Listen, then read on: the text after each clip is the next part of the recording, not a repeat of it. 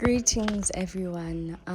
My name is G, and this is my testimony on how I found Yahuwah coming from a Christian background. Oh, by the way, I am 22 years old.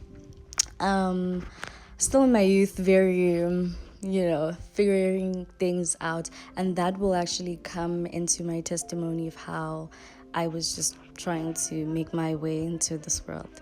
And so I found Yahuwah the year 2024 January, and before that I used to be in the Christian church, and I used to just go there every Sunday and just pay my dues. That's what I thought it was.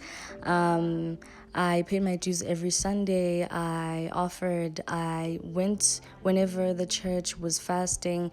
I did everything the Christian way, and I still found myself unfulfilled.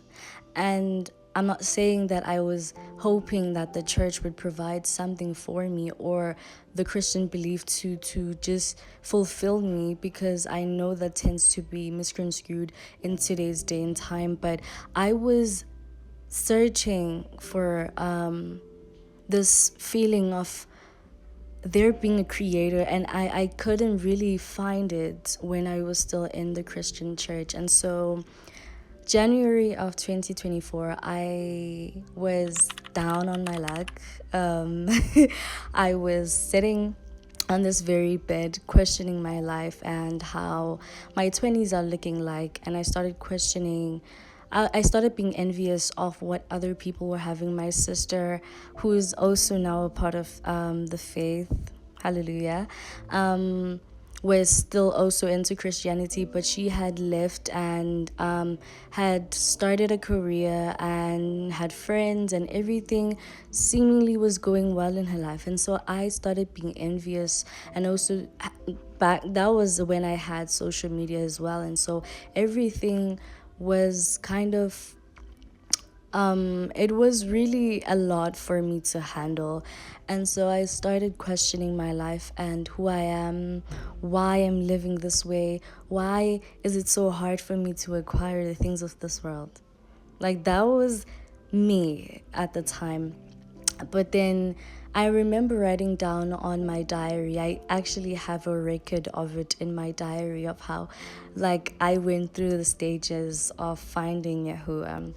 It did not take a short time. Honestly, I would say maximum it was a year. It was a full year of seeking him diligently until actually finding him at last. And so during that time, I started questioning everything. I was very unmotivated. I just couldn't sleep without dosing myself with medication at the time.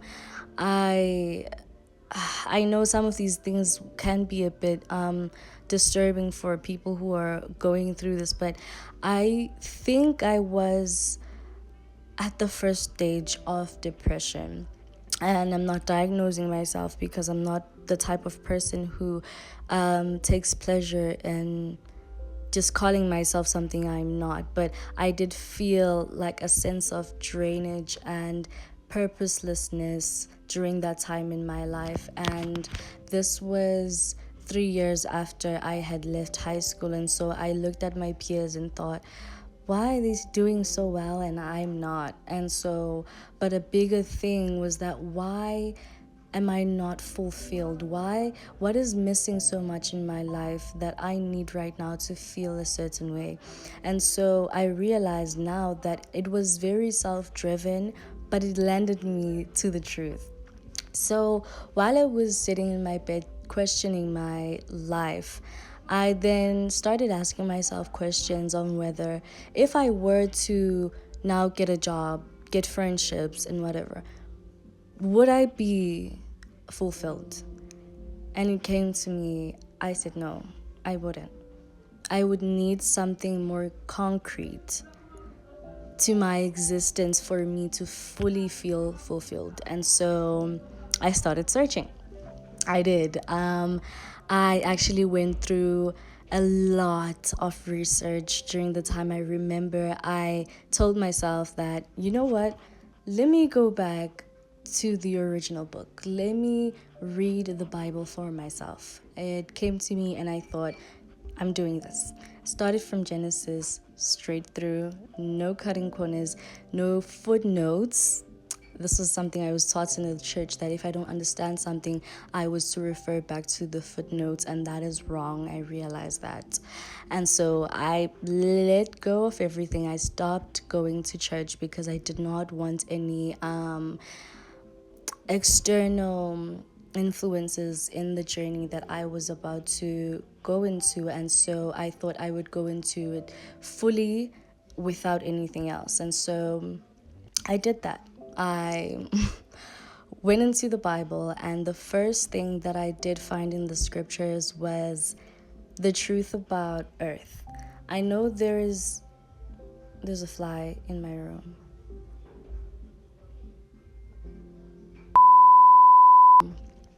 So while I was looking through the Bible, the first thing that I actually found out was the origins of this whole earth, and I found out that the earth is not round, it's flat. Okay? I then realized that if the schools, society, the government were actually conspiring for me to believe that the world was round, there had to be something more to this. I knew that this was not the only truth I would find out by reading this book, and so I continued. Time goes by and I'm still researching. I am going through other sources as well. I even went as deep as going through the Book of Mormon, and I was really looking for the truth at this time diligently. I did not really care where it came from, if whether it would actually convict me, or I was looking for change. And so while I was going through that process, this was by the time my YouTube had not even recommended videos to me. I was alone. I knew nothing about the way. I knew nothing about my identity. I started asking myself, who am I? Who am I? It kept me up at night, that question. And so after that, there was a time I visited my sister, where she was staying, and she used to live in this small bachelor apartment. Everything is just at arm's reach. And so I fell asleep one night, and I kid you not, I got a visitation from Yahusha. So I was sleeping in the very same bedroom that I was in, and so that's how I know that it was not just a dream or anything, but it was a visitation, because I was in the same place, same everything. Nothing had changed.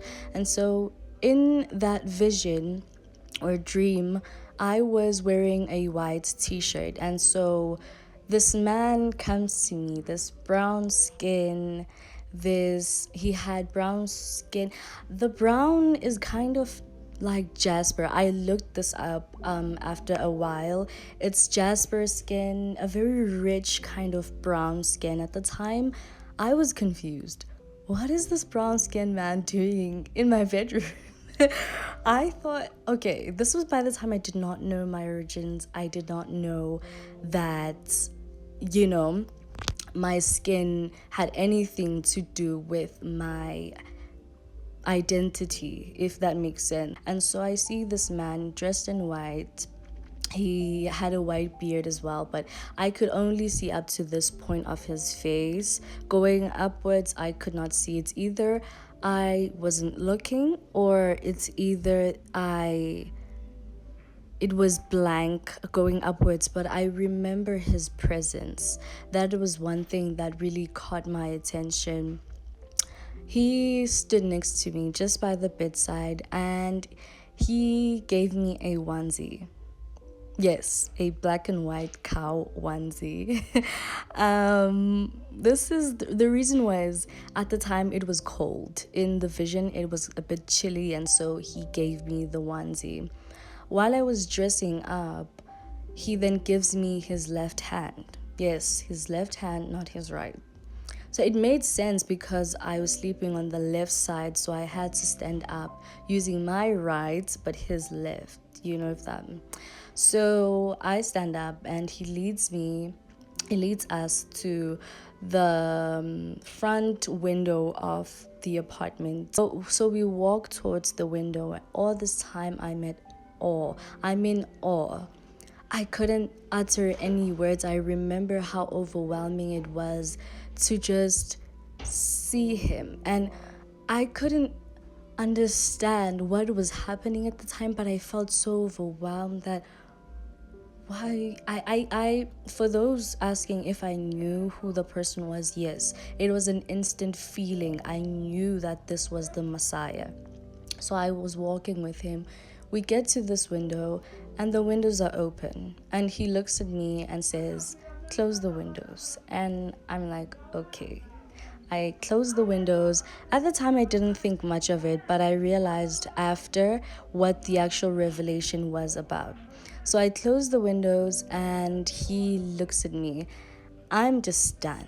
At the time, I did not know the true name of the Messiah, so I called him by the name Jesus, but I couldn't utter the actual word because it was that. I was that flabbergasted, if that's a good word for it. But I kept saying, like, and I asked him, I was like, why me? Like, why did you come to me? And he stops and he turns and he looks at me and he says, because you asked me to. Yasharal, when I tell you that was such a typical response from the Messiah, it was so humble and so commanding at the same time. He just had this presence that I really cannot wait to see him.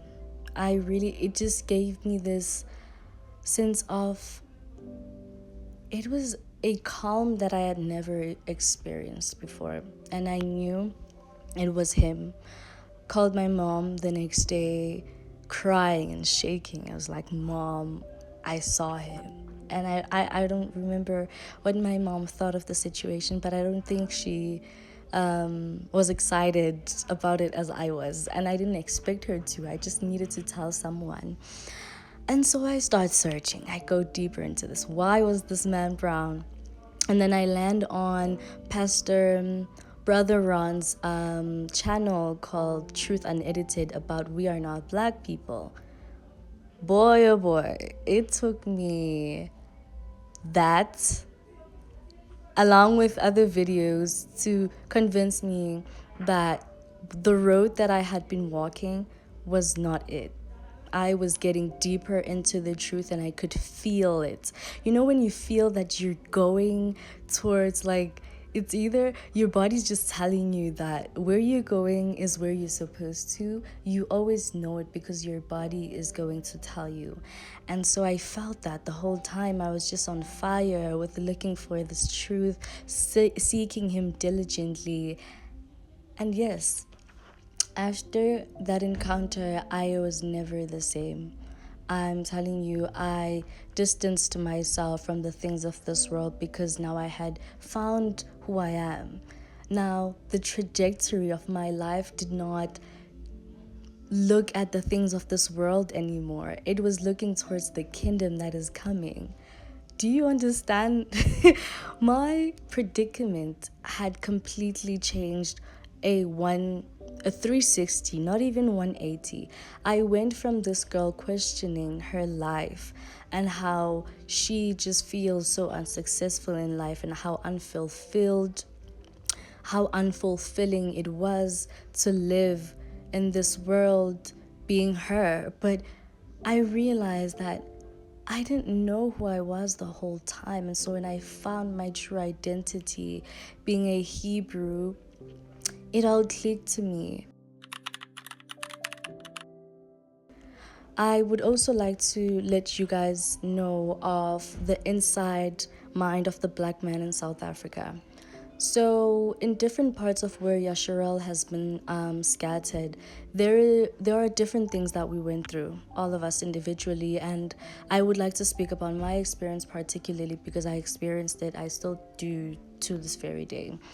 So, what happened in Africa was that when they came, they chose specific places to take the slaves from, and no one really wants to talk about that. They think that the whole of Africa was colonized, but Ethiopia was never colonized. Have you asked yourself that question? Why? But then that's up for you to know, or unless you guys already know. What typically happened in South Africa, I can't speak about the rest of Africa. Maybe more brothers and sisters may speak on their own individual experiences. But what happened is in this country is that when, excuse me, what happened in this country is that when the colonizers arrived, they instilled a sort of white supremacy mindset. I know it happens everywhere else, but this place was different because we were not the slaves that were taken out of our country into the other foreign countries. They came to our country and changed everything up. And so, from the way of life to how the things we took pride in, how we used to go about things, the systems that were already in place were then destroyed. I wouldn't say completely because there are still people who live the natural way, but I would say that most of South Africa has been modernized or like colonized, and which had completely took us for a, it was kind of like a mind reset. We saw everything the same, but we couldn't do things the same anymore. And so I do understand why it is so hard for South Africans to find the truth, because we think that the heritage that we still hold today is the heritage that has always existed before time, and that is not true. We think that the tribes that still exist in this very country are still the same tribes that existed before. There's a reason why South Africa didn't really have a name, or even if it did, it was Zululand. The whole of South Africa, I think, was Zululand, if I'm not mistaken. And if you translate Zulu into English, heaven. So why would we call ourselves heavenly people if we're not?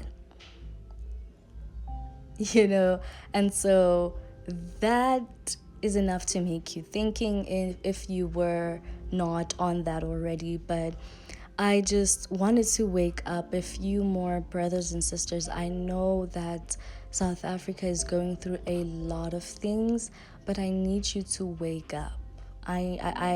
It's not me, it's the Holy Spirit who needs you to wake up.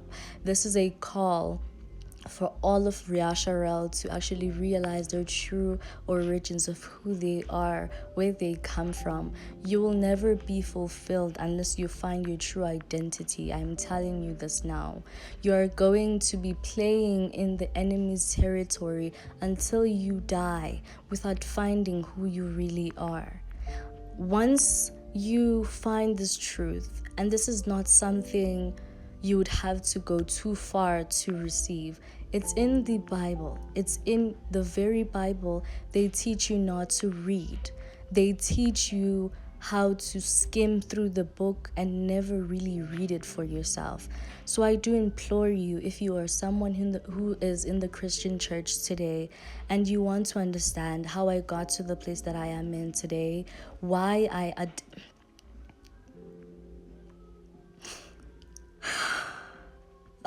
Satan is really trying. He will not succeed.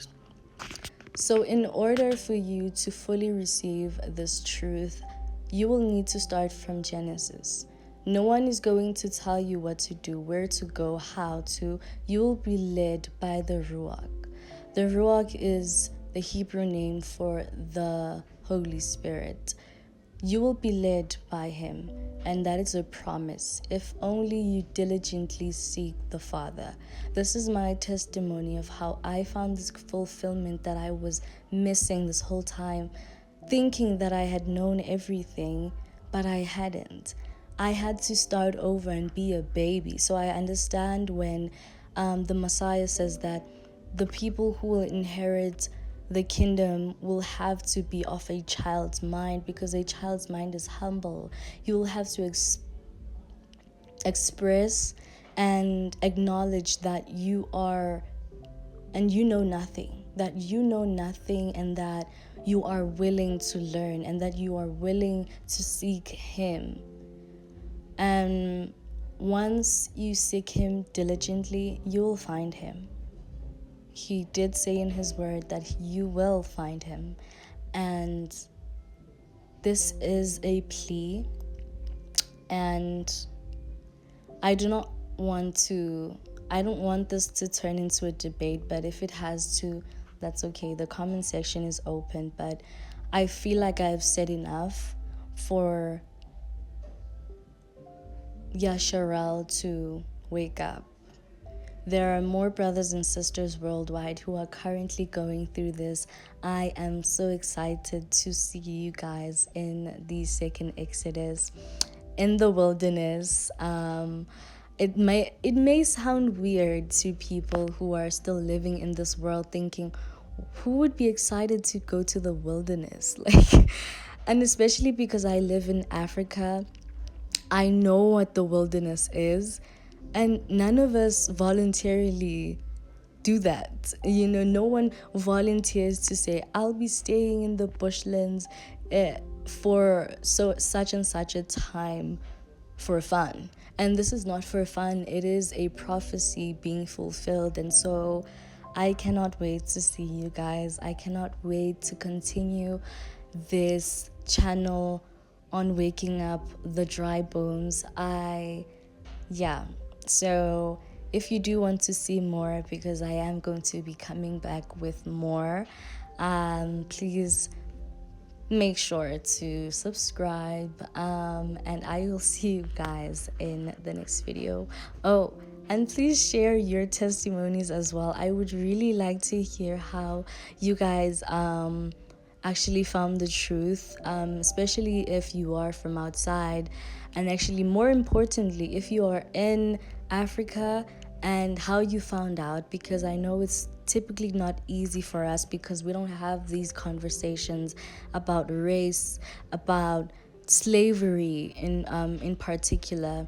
And so I would really love to hear your stories. So I think this is it for this video, but I'll see you guys next time. Bye.